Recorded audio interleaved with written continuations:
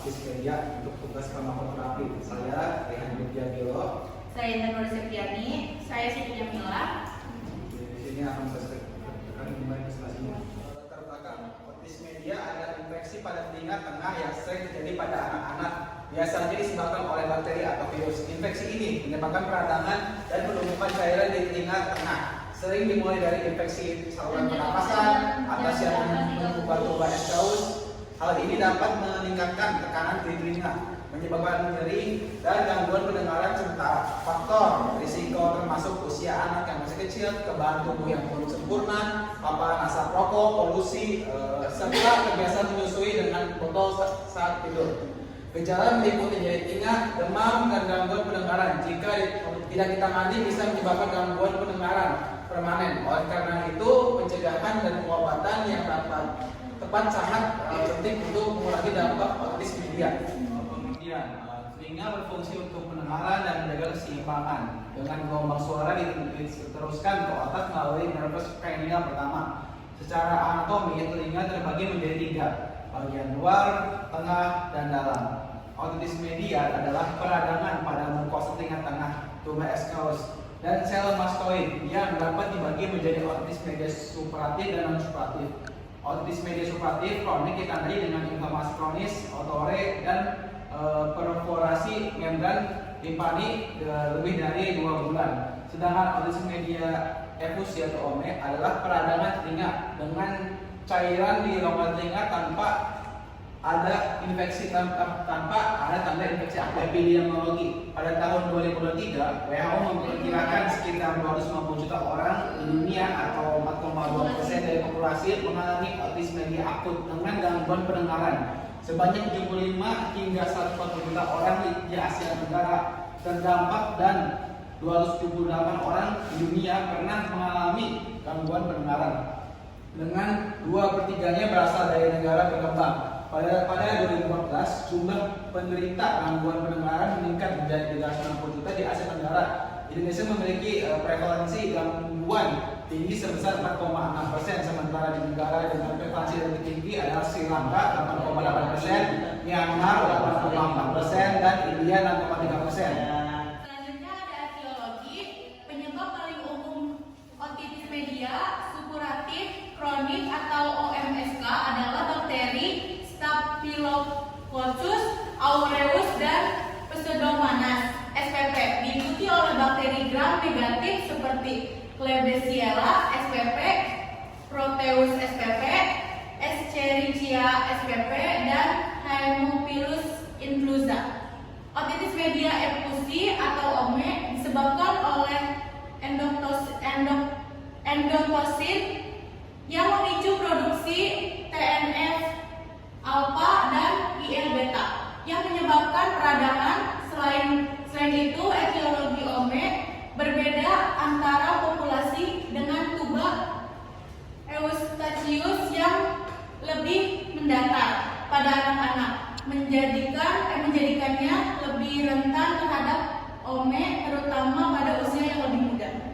Patofisiologi. Otitis media supuratif kronik OMSK disebabkan oleh disfungsi tuba eustachius, infeksi bakteri persisten, dan inflamasi kronik yang merusak telinga tengah. Infeksi ini dapat menyebabkan gangguan pendengaran dan komplikasi seperti mastoiditis. Pengobatan meliputi pembersihan telinga, antibiotik, dan bedah jika diperlukan. Pada otitis media efusi atau OME, disfungsi tuba eustachius dan inflamasi akibat reflux lambung menyebabkan akumulasi cairan di telinga tengah yang memfasilitasi infeksi. Tanda dan gejala. Gejala umum otitis media meliputi nyeri telinga, rasa nyeri yang bisa ringan hingga berat sehingga bertambah saat berbaring atau mengunyah. Kedua, ada gangguan pendengaran, akumulasi cairan menghalangi transmisi suara, menyebabkan gangguan pendengaran sementara atau permanen. Demam, suhu tubuh meningkat terutama pada anak-anak akibat infeksi. 4. Keluarnya cairan bernanah keluar dari telinga pada otitis media supuratif kronik. 5. Tinnitus dering atau suara berdengung di telinga karena peradangan.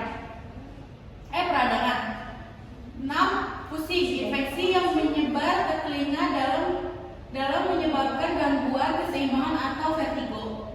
7. Iritabilitas dan gangguan tidur, anak-anak menjadi rewel, menangis, dan sulit tidur karena ketidaknyamanan pada telinga. Selanjutnya yaitu penata laksanaan farmakologis otitis media.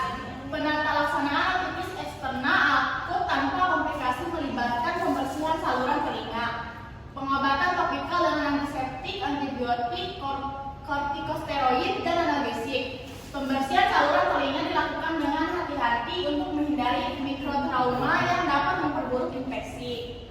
Obat tetes telinga harus digunakan dengan benar, dengan pasien berbaring miring dan membiarkan obat bekerja selama 3-5 menit.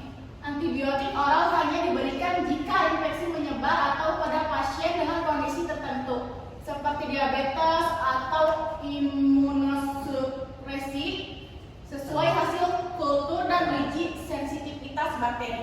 Selanjutnya yaitu penata laksanaan otitis media akut bergantung pada stadium yang diperiksa.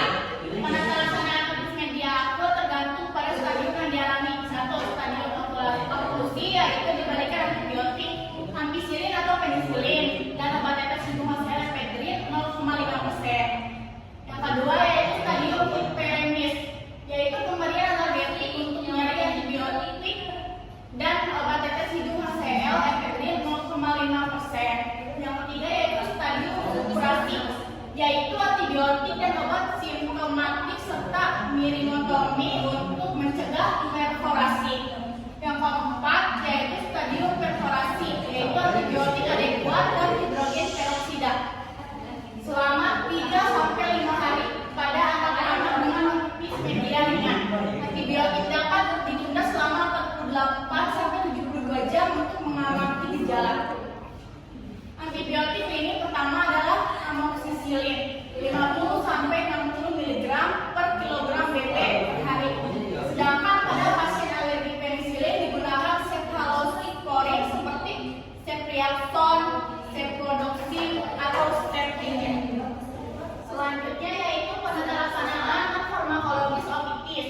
1. Hindari paparan dengan pengidap otitis media. 2. Rutin mencuci tangan menggunakan air dan sabun. 3. Menjaga kebersihan telinga dan menjaga telinga tetap kering. Yang keempat yaitu menjauh dari lingkungan asap atau rokok. Kesimpulannya, otitis media adalah peradangan atau infeksi pada telinga tengah yang sering menyerang anak-anak dengan gejala seperti nyeri telinga, gangguan pendengaran, demam, dan cairan keluar pada kasus kronis. Faktor resiko utamanya meliputi disfungsi tuba, Staphylococcus, infeksi saluran pernapasan atas, paparan asap rokok, dan daya tahan tubuh yang lemah. Penata laksanaan tergantung pada jenis dan keparahannya, meliputi antibiotik, analgesik, serta prosedur medis seperti miringotomi, terapi non-farmakologi seperti pembersihan telinga dan pola hidup sehat juga penting. Pemahaman yang baik tentang otitis media dan deteksi dini dapat mencegah komplikasi serius, termasuk gangguan